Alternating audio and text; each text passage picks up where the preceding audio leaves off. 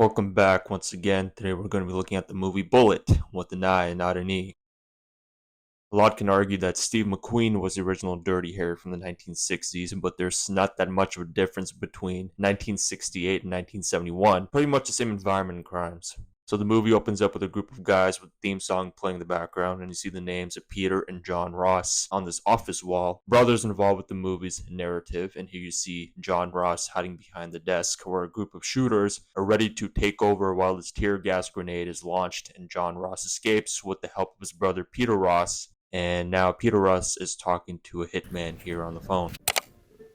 The next scene, we see John Ross, and as you can see, it is not the same guy that did escape the building in the intro, which took place in Chicago, by the way. Since this guy here, the fake John Ross, is posing here as a witness of that building shooting and is being protected by Senator Walter Chalmers, who we will see in a moment. And you can tell that Chalmers has never seen John Ross ever in his life and thinks that this fake is the real one. The fake John Ross has just entered this hotel to pick up a letter, and we see this doorman is one of the shooters at the Ross Brothers building keeping an eye on him as he takes a cab to the local payphone to make 2 calls.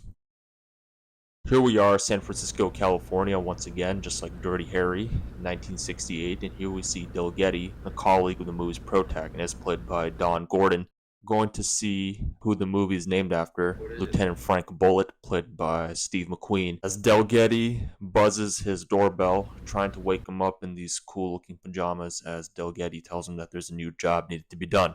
Why don't you just relax and have your orders? Just shut up, Del Getty. Let's go, Frank. And now we are at Town Hall as Del Getty, Frank Bullitt, and Carl Stanton have all arrived. We see a lot of rich people and somewhat important people here, mostly women, and here we meet Senator Walter Chalmers himself, played by Robert Vaughn. He's pretty much known for the Man from U.N.C.L.E. movies from the 1960s, and if you have seen the Man from U.N.C.L.E. movie from 2016 or 2017 with Henry Cavill and Armie Hammer, yes, it is a remake, not an original idea, just like most things in Hollywood today. Lieutenant, how are you?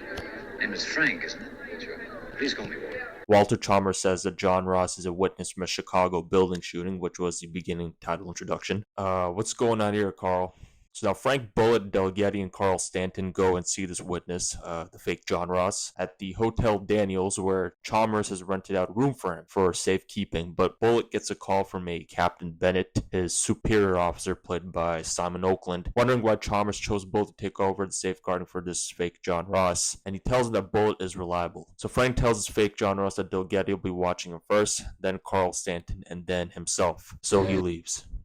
So now we are at an office, and Frank meets up with his girlfriend, Kathy, played by Jacqueline Bisset, relatively known supporting actress from mostly 1970s and 1980s movies. You'll recognize her there. But Frank does some small talk with her, and now they're at a restaurant where they're now having dinner, and now she is at Frank's place for the night. We're now back at the Hotel Daniels, where John Ross is playing his music. Hey, hold it down, will you? And Del Getty is leaving for the night, and is now Carl Stanton's turn to watch the fake John Ross, and now Carl gets a call from the front desk saying that Senator Chalmers and friend are here, supposedly, to see John Ross, the fake one. So the fake John Ross walks to the door and hooks the chain. So Carl calls up Frank to see if Chalmers is really downstairs, but Frank says that he'll come check it out. 2 shooters barge in to kill the fake John Ross, while Stanton gets shot in the thigh, and here we see this fake sweating for his life. He told me. The shooters leave, and the San Francisco police show up with Frank Bullitt to find out the description of one of the guys that did shoot Stanton and the fake John Ross. And we see the same 2 shooters watching from a distance in their black car. 510, white hair, gun, Winchester pump. He unlocked the door. Ross. So now we are at the hospital, seeing that Carl Stanton is in sensitive condition, that the fake John Ross condition is undetermined, so he most likely will die. The doctors are working on to save the fake John Ross, and this Dr. Willard comes out to tell Frank that his condition may not be livable. Frank goes down to the hall to check on Carl, and his wife is there watching, and Captain Bennett is now back, as Frank tells him that Stanton said that the fake John Ross actually unhooked the chain on purpose. That's how the shooters entered. Do whatever you think is best. So Captain fears that this fake John Ross might be dead, leaves for the night, and now Frank is hungry. Are you the policeman who hasn't eaten? Yes, ma'am. Thank you. Surely. So Senator Walter Chalmers now arrived at the hospital with his bodyguards and goes to speak to Dr. Willard to know if his witness will be able to live for the confession on Monday morning. Now Frank speaks with Chalmers over here, suggesting that he might have given away the location of his hotel room where this fake John Ross was initially staying at, since the room was under his name, Chalmers' name. So Chalmers leaves, but before he does so, To have Dr. Willard replace that. so Chalmers now leaves for real this time, and here comes the man that fits the description of the shooter stated by Carl Stanton. The same old man walking over to the doctor, pretending to go see a wounded relative, but he's really there to kill the fake John Ross. And now the same doctor calls the front desk wanting to talk to Lieutenant Frank Bullitt, that a suspicious man is here, and Frank also tells Delegated to keep an eye out. The old man tries to shoot the fake John Ross, or takes out a knife or something, but the nurse notices him on time, runs after him. The old man runs and hides in the basement as Frank looks around and he manages to escape.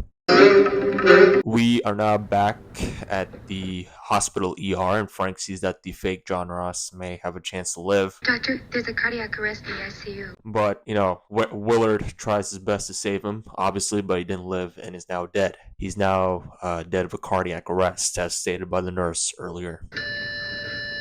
Frank tells Dr. Willard that he's willing to hide this death and have him placed under a John Doe case where he can keep this matter quiet, since Chalmers will be pissed off, of course, mainly for the benefit of Frank and for Dr. Willard to keep his job. And now, the next day, we see Frank at the local supermarket where he does some errands, grabs a newspaper, and buys some TV dinners, because that's what cops tend to live off of.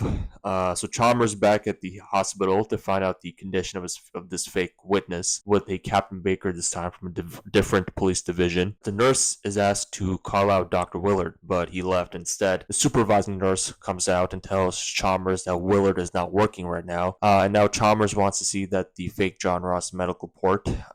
He wants to see it. She tells him that the medical chart is missing, as well as the medical report. So Frank calls the hospital because Chalmers is there looking for him, his fake witness, but he tells him that he's with him. But Frank hangs up the phone the moment Captain Baker grabs it. Now listen to me, Lieutenant. Frank just took a shower, and Kathy is there to comfort him and gets ready for work.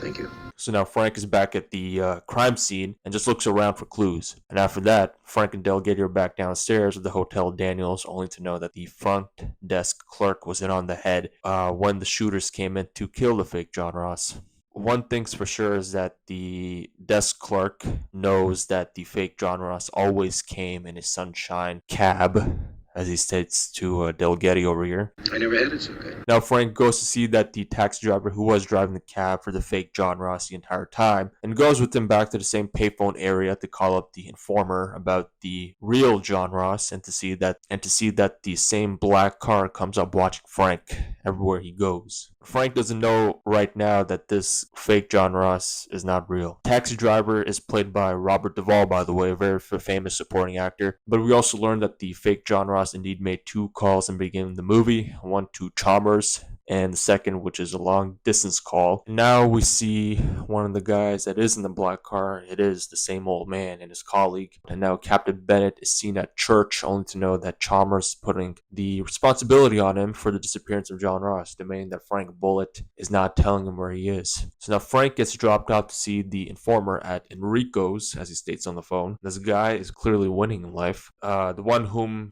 Frank was speaking to on the payphone earlier to tell him that John Ross is somehow still alive in the last 4 hours, that he's trying to leave the country. Way unharmed. They believe he's hiding here in town. How old is this? 4 hours. And then, who was that guy pretending to be John Ross? And Frank gets dropped off by Robert Duvall back at the Hotel Daniels parking lot. Now we get to see one of the most overrated car chases in movie history, but I'm not going to show the whole thing because of copyright reasons. So the same black car being chased down by Frank Bullitt in his famous Mustang. Pretty sure McHugh, the John Wayne movie, has a similar car like this one, and sounds exactly like McQueen's, the one he's driving here.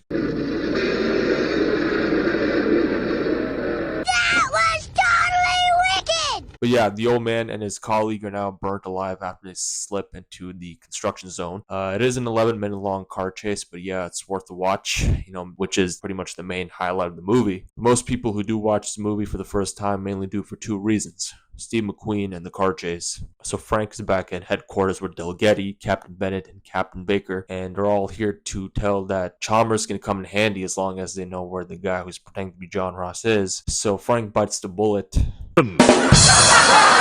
He's dead. You are sick. Yeah, not that kind of bullet. Captain Baker is concerned that this would not look good and that Frank has gotten a lead from the informer payphone records that a Miss Dorothy Simmons can tell them about who the fake John Ross was speaking to, which she is the same woman that John Ross was speaking to from the telephone booth in the beginning of the movie. Need a car? So Frank goes down to the station's car depot wanting a car because his car's not drivable. But instead, he sees that Captain Baker is taking the last squad car, so he calls Kathy instead for a ride to make sure he gets to the hotel where he can get a shot of Dorothy Simmons. And Kathy's waiting as she should be. And she looks at the mirror, and I'm pretty sure she spots the real John Ross walking out the back door of the hotel room after he kills Dorothy Simmons. Pretty obvious here. Anyway, we have a weird, try-hard, emotional scene between Kathy and Frank. So Bullitt and Kathy stop here near this pond, and she breaks up with him. So he knows that he can do better, sweetheart. We all know that. So now we are back at headquarters distributing Dorothy Simmons' items. Opens up 2 suitcases, pink by the way, to see that there are men's clothing items inside. Also, only to see a checkbook stamped with the name Albert E. Rennick and another checkbook stamped with the name Dorothy Rennick. So I think it's not that hard to know that Dorothy Simmons and Dorothy Rennick is the same woman. She just used her maiden name. So now Frank and Delgetti do some additional research on Albert Rennick and John Ross. Frank grabs the fingerprints of the fake John Ross as his forensic doctor over here is just rambling on like he's a college professor during a boring lecture. And Chalmers is also back to check on the supposed John Ross, his witness. I guess to see that his witness has not shown up yet and is waiting for Bullitt for the big reveal. Chalmers is pissed off and wants a signed statement that Bullitt failed to keep his witness alive. And now the photographs, the Rennick couple are now visible. So if they share the last name, that means they're a couple or maybe siblings, only to find out. Ross. Albert Edward Rennick. Used car salesman. What? Who's Rennick? You sent us to guard the wrong man, Mr. Chalmers. So that witness that is now dead, who was pretending to be John Ross, but his real name is Albert Rennick, and his wife Dorothy Rennick, who was really Dorothy Simmons, Delgetti also finds out that the Albert Rennick has no criminal record and that he and Dorothy Rennick were killed for the real reason. So John Ross can flee from the country from giving the deposition and have him instead confess and go to jail since he's the one who started the whole shoot up in Chicago with Peter Ross. Frank and Delgetti are now at the airport to catch the real John Ross as they look around the airport to find him, only to know he is on their next flight to London. Now we see the real John Ross on the airplane. I guess Albert Rennick got paid a large amount of money to unhook the chain off that door. Makes sense. Chalmers is back in the scene at the airport as he knows that John Ross is alive and well, and Frank gives his response to him. It's bullshit. Get the hell out of here now. Attaboy. So Frank and Delgetti make up this flight delay excuse, but to mainly get to the real John Ross. So John Ross is walking towards the back outside as he pushes this flight attendant out of the way. Pretty funny reaction there, from the flight attendant especially. Frank runs after John Ross as he hides under these long strands of grass and tries to shoot him while using this Call of Duty video game FPS shot here. John Ross runs inside the airport while Frank is closely looking for him. So security guard asks John Ross here for a ticket and runs out and shoots the other security guard guarding the outside of the airport. Ticket, please. And Frank shoots to kill John Ross this time. And there goes Chalmers' witness since he took responsibility for his entire job. And he walks out knowing that there's no going back after all that time wasted. So in the end, McQueen is walking back home the same morning since he hasn't slept all night. And we see Kathy's car parked. Turns out she wants him back. And looks like she can't do better. There you have it, Bullitt 1968. And just like the original Death Wish, the credits are around 20 seconds long. Pretty simple movie to understand if your attention span is high and not infected by modern distractions. Movie is also based off the novel by Robert L. Pike titled Mute Witness. Once again, Lalo Schifrin also composed the soundtrack for the movie, just like Dirty Harry. The movie is one of the greats. Not a Steve McQueen fan, but some of the movies done are amazing. And since he is referred to as the king of cool, don't really see that statement since there are cooler guys than, Steve McQueen, like Charles Bronson. Also, you never see Steve McQueen hold a gun or use it to shoot it until the last 5 minutes of the movie when he's chasing down the real John Ross, who never talks at all. He just sweats and runs and kills. And that is it. I will see you soon. And Steven Seagal's The Patriot from 1998. Take care. See you soon and watch away. And make sure to comment and like.